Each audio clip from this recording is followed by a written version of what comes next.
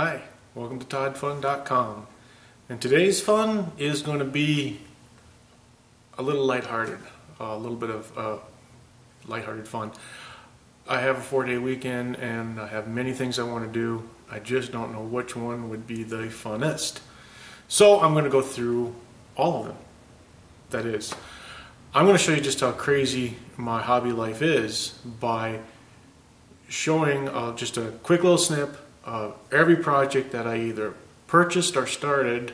That is, a project I might have bought something off of eBay, or I bought something off a Kickstarter, or I got something maybe from Adafruit or some other Spark Fun or something. Just all excited to do something or work with it, and just so many other things that I do, I never get to it. So I'm going to show a little bit about all of them. Some of them are going to be referencing some equipment I got off of eBay back here. Some of it's going to be stuff I haven't pulled out of a box in a year. So, I don't know, I just want to do something fun. And I want to see all these things. I want to bring them all out of the boxes, all out of the mothballs, and say, these are all the things I really have going on, and I never get to them. If you can make it to the end of this funny video, well, funny in that, you know, I'm not really going to do anything. I'm just going to show you all the silly things I've started in my life. If you get to the end, then please put a note down below telling me which one you think I should work on, which would be your favorite. Maybe then I'll have a little bit of my audience directing the channel by telling me which things they find most interesting to view. I have a couple thousand subscribers, and everyone's idea of fun is different. I normally just go on whatever is just mostly fun for me. So here we go. Let's start off with just see how many of these we get through before I get bored and stop. And if I actually get through them all, I'll let you know. So first is, and it's not in any particular order, it's just you know, just things that are closest to hand, is I want to review these two little calibration proof boards, if you will. They're by voltagestandard.com. That would be one of my little fun Todd Fun postings. The next thing is, because I would have that explained, I would then show myself using it with some of my meters, because I am kind of a meter fan. I wanted to do this review on the Fluke 289 for a while now. I've said that in a previous video when I first got off of Craigslist, and I still want to do that. I still want to go through all the features. It's essentially a feature review of this. I'd like to do a post on this cute little Gumball machine. It's homemade. Actually, I made several of these when I was a teenager for my relatives. It's just a masonry jar with this little gumball slider. You pull it out, and there you got a gumball. And every time you pull it out, another gumball comes out. The gumballs are the most expensive part about this project. But what's nice about this is my daughter built this one by using one of the designs that I had actually built for a relative that she had saw. But her design is much better than mine. I used a version that came from the high school shop class, but her version uses off-the-shelf oak. It's already the right width for these bases, and she came up with a plan to use that same oak for this square body, and she just sandwiched it together with one of them shorter, so you have a point for this little slider to go. And then no glue at all, just Brad nailed them together after drilling a hole in this top one. And then Brad nailed this lid down. So she built 6 of these in an evening. And so, great little plan there. You just buy the masonry jars at Walmart, I believe she got these at, or just standard masonry jars. Whatever size that is just perfect. And I'd like to cover her plans. There's a quick shot of it in case you want to just go at it. She drew those up real nice.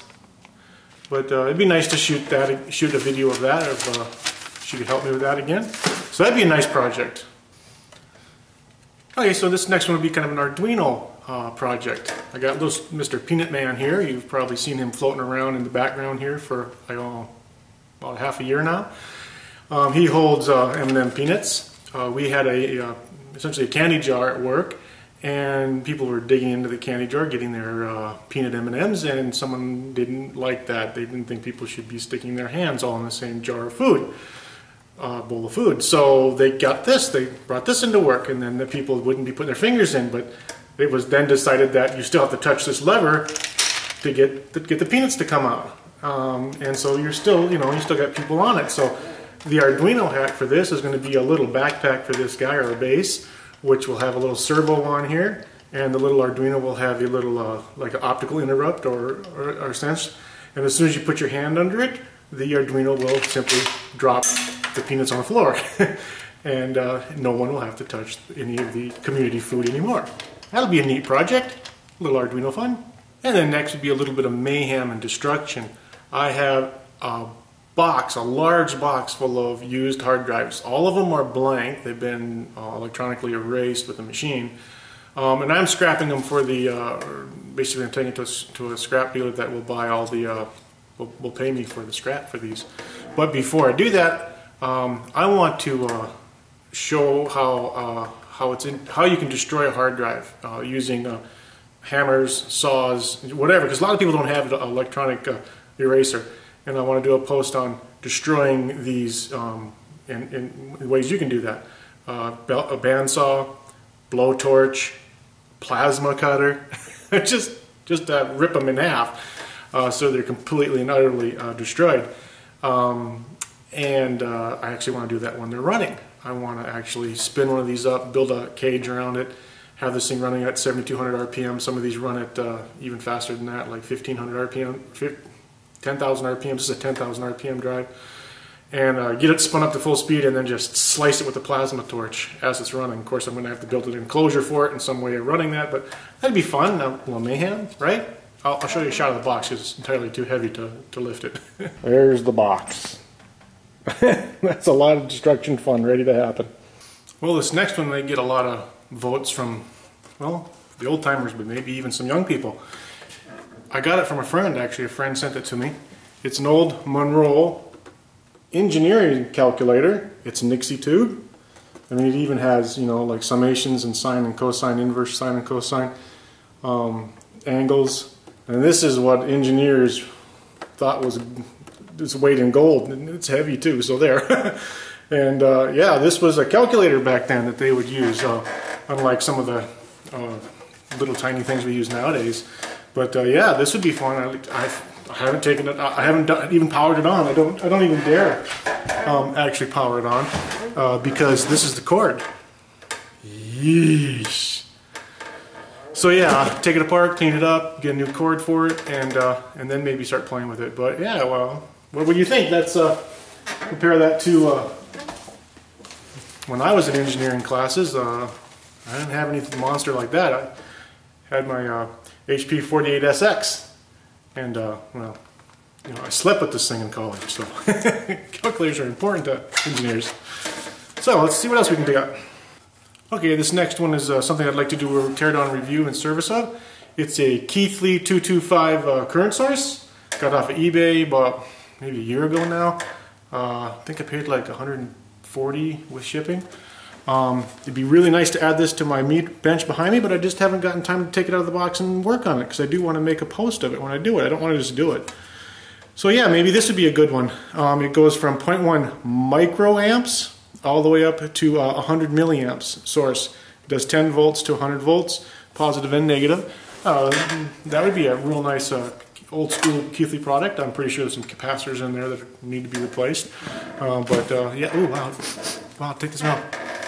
Oh, that smells like a musty old building, I tell you. That's old building smell right there. It's been in the box, so it just came like that. Okay, let's dig up something else. Okay, up next is something that some of you who've followed my blog for a while will recognize. It's a box of parts.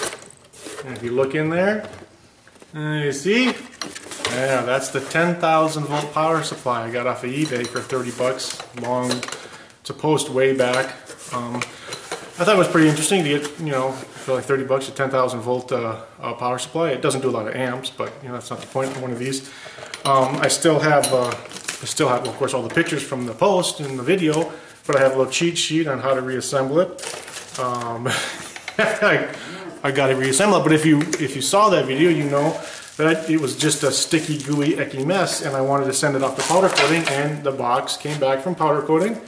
I had it nicely painted up. I had it powder coated a nice hammered red, and so all the panels are done. I just have to put it together. So maybe you want to see that still. I know I do. I'd like to have that on my bench working someday. I think I got another power supply, just about like it, high voltage. Let me get it. Okay, this is another high voltage supply, and it's a heavy one, so I'll hold it up as best I can. It's a Keithley 241, 1000 volt. Oh, okay, that's probably enough visual. It's a 1000 volt high voltage supply, accurate down to a millivolt. Very precise, very old piece of equipment, but yes, it is tubes. I'll have to learn a lot more about tubes and probably get a tube tester. I've been looking at some anyway. Some of this old gear, you get it so cheap. You're only paying for the basically how much it weighs to ship it to you is all you really pay for. And the stuff sometimes comes from people. This one came from someone who said it was tested and working, but you know, I'm only going to play around with it and do some projects with it. So I just want to review it, probably make sure it works, and go over some uses for it. Like a cloud chamber would be an example. It's very low current, like 30 milliamps, I think, if I remember correctly. But you know, it's a high voltage source to play with, and I have no room for it, so it have to stay someplace else. But yeah, okay. There's lots more. I don't think I'm going to get through it all. Okay, this would make a really nice chute. A substitution box, a resistive substitution box. You get these on eBay for about $10 to $20. This one goes from 1 ohm up to essentially a mega ohm in 1 ohm steps. This is a Heathkit version. They're really nice. They're worth that much just for the buttons, if you ask me. I have another cheaper one that I got. It doesn't have the fancy settings, but you can dial in resistive substitutions there as well. But as nice as those are, they're big, they're bulky, they take up a lot of space, and I wanted something that had really high precision, and I wanted something that easier to read, what you have for substitution, resistive substitution. And if you follow Adafruit, they had Johnengineer. He has a website, I think it's called Digital Underpants, and he made a really nice resistive substitution box. I kind of expanded on his idea in that mine goes from 1 ohm up to a giga ohm in 1 ohm steps. I made sure to buy really good resistors, so you can take a look on that real quick. It's 1% precision with a 1.4 ohm. We got to add 1.4 ohm for the resistance of the box. Tolerances in all ranges. It's a plus or minus 100 ppm per Celsius in all ranges. 1 watt resistors up for this range, half watt for that range, quarter watt for that range. Yeah, so I really did my homework. I made a purchase list on DigiKey, and I want to share that. I want to show building one of these from scratch. Johnengineer did a pretty good job already, but I found that I found different types of decade switches that work a little better, a little easier to wire up. Certainly not any better quality, but so you might be able to do better than quality on that. And I have a second one ready to build. Yes, a project. It's the same. It's got the empty box. I've got all the resistors already bought and ready to go for all the precision resistors, and I've got this stack of decade switches. They just pop apart like that, and these are a lot. This design is a lot easier to solder to, and these aren't real precision. I mean, these can be, if you get really precision decade switches, you're talking, you know, you could spend $10 a piece on each one of these. But I think I got these. I think I spent maybe $10 for the whole pack of 10. So they're Chinese sourced off of eBay, and I do notice that they're not the best, but they certainly work for a really nice resistive substitution box. So that'd be a nice one. So give a thumbs up on that in the notes below and let me know how soon you want to see that. I've had this thing sitting around, well, ever since I saw Johnengineer put his up, so it could be 8 months or more since then. And I've got everything ready to start shooting that one. Just sit in a box. There's Dino on Hack a Week. He does lots of great stuff over there. One of the things he's done several times is he's used these planetary gear motors, wheel assemblies from these Roombas, these iRobots, iRobots. People throw these out. I find these at Goodwill for like $5, and heck, I've already used the power supply to charge it for one of these for some projects. And so yeah, lots of good electronics in here.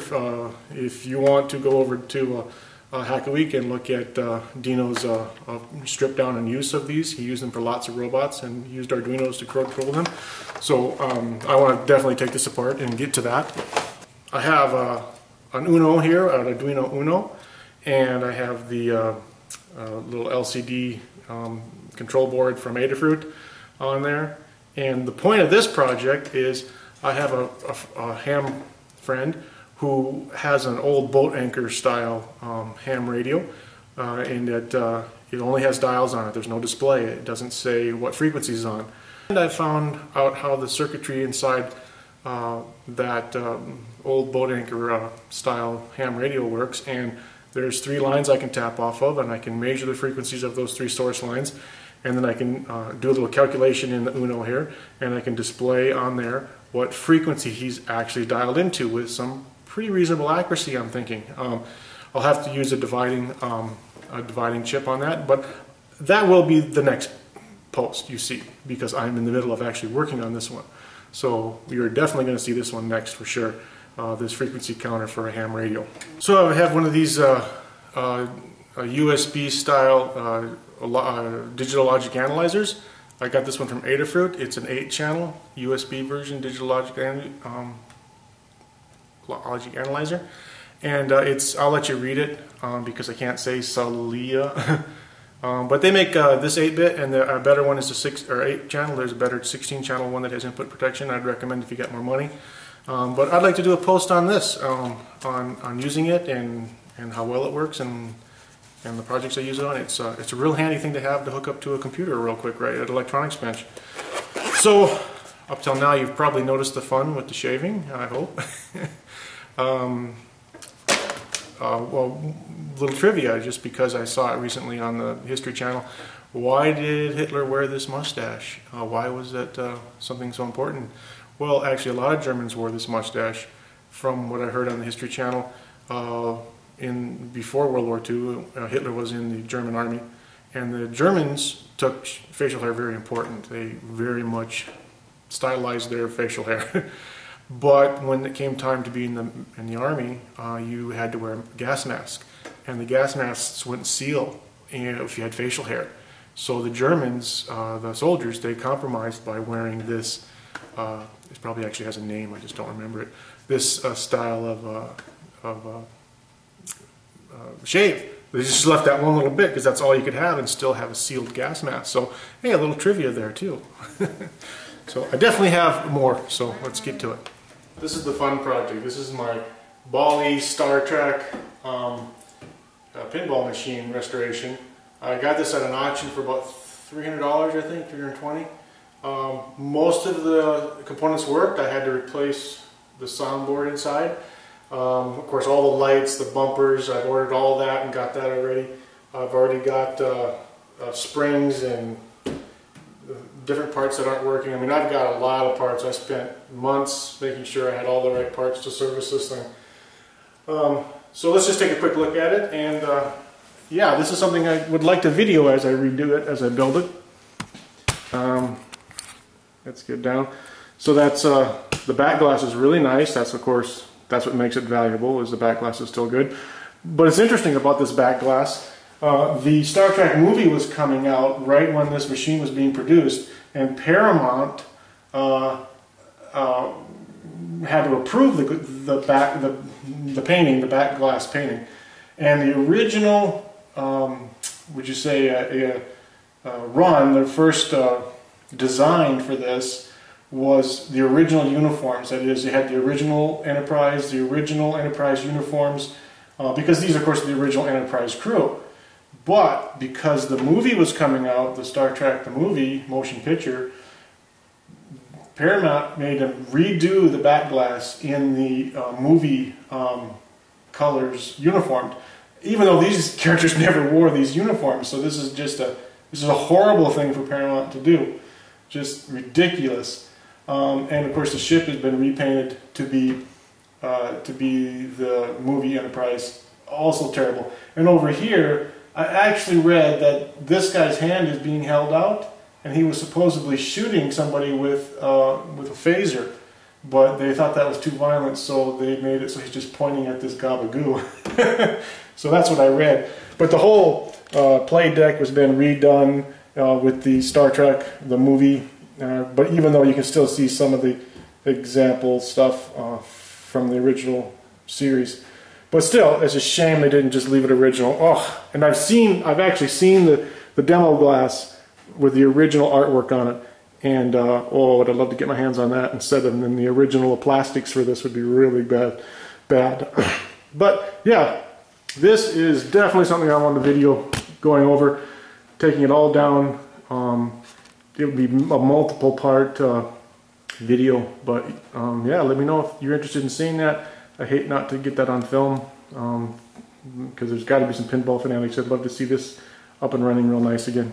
Okay, that's entirely enough madness for this part. I'm going to call this part 1. I actually do have about another 20 minutes of fairly sped up content of all the little projects and stuff I'm working on. I'm going to put that in part 2, but I'm not going to make part 2 public. I'm going to make that video unlisted, and the only way you can get to it is going to be through toddfun.com. You can see the link below in the show notes and to this episode at my blog, and then you can watch part 2. It'll be that second video on that posting. I'm doing that because the next 20 minutes or so is not really that fun or interesting. It's just shots of me saying I'm working on this, I'm working on this, I'm working on this. And I have about 2,000 really great viewers subscribing to my channel, and I just don't consider it really good content to expose everyone to. So if you really are interested in all those other projects I do have on the back burner so bad they're frozen, go ahead and jump over to the blog page and then watch it. And you can come back to this posting and let me know if there was really something you want me to work on. And I'll go ahead and I'll try and get that done in one of the upcoming episodes. So I hope that was fun, a little lightheartedness, but I have to get on to fixing this chair. It squeaks every time I move. I'm sure you found that annoying as I did in the editing. So I'll do that, and then I got a frequency counter, which you might see, I think it's in part 2 and not in part 1. So stay tuned for that, and thanks for joining. Bye.